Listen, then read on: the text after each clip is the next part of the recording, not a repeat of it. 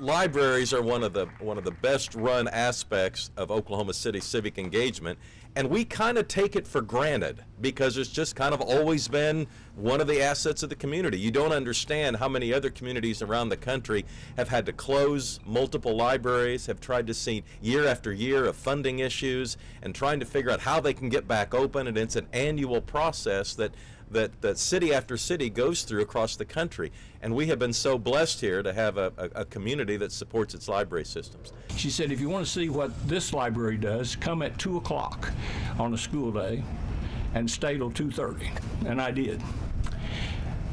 When I got here at 2 o'clock, there wasn't anybody here but a couple of people reading the newspaper and the library staff. By 2:30, you had children in here, you couldn't get them all in here. I mean, they were everywhere. They were at every computer. They were at every table, in every chair. And I thought, if I have an opportunity to do something to expand this library, I'm going to do it.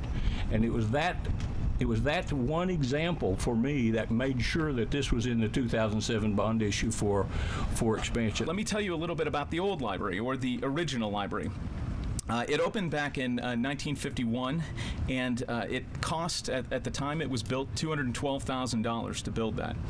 In 2007, we passed the bond issue for a $4.3 million renovation of the space, which will open in the summer of 2018.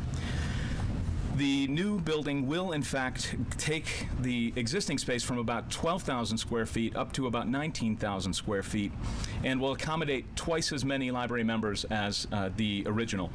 The new library, although you may recall, if you're a veteran of this facility, you may recall that it was a great space, looked like a library should, lots of shelves, lots of books.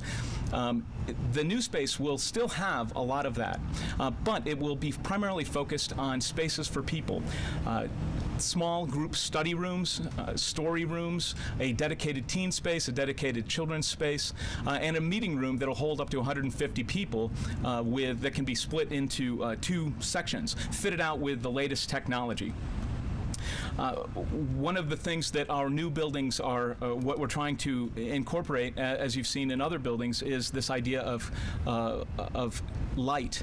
We don't like the old libraries that are so dark that you feel like you're closed in, and so it'll bring a spirit of lightness to the building because we'll have a lot of natural light in there.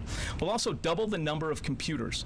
This is a huge thing. Capitol Hill is one of our highest computer usage per capita spaces, and one of the things that this library needs is more computers. If you've ever come here on a Sunday afternoon, you can sit in line for several hours waiting for a computer, and what we're hoping is that we will be able to reduce that quite a bit.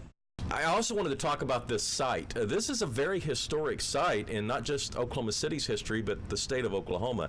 As I understand it, Charles Willard, perhaps the first aviator in the state of Oklahoma's history, took off from this very spot on what was the very first airplane trip taken in the state of Oklahoma. Now, those early planes didn't necessarily turn.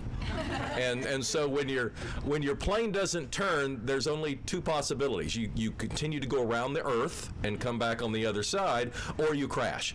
And of course, Charles at some point crashed, but he survived. And one of the interesting anecdotes about that initial flight by Charles Willard was that a young teenager named Clarence Page had ridden over to see the flight on his bicycle.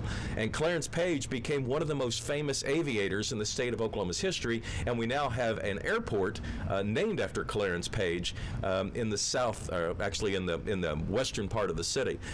But his first inclination that flight was something that he wanted to pursue as a vocation of his life happened right here at this site in seeing that first site. So think about those types of things, and how when we can finish constructing this library here in a couple of years, we're also going to be passing along to the next generation inspirations that they're going to take to heights that we can't even imagine today.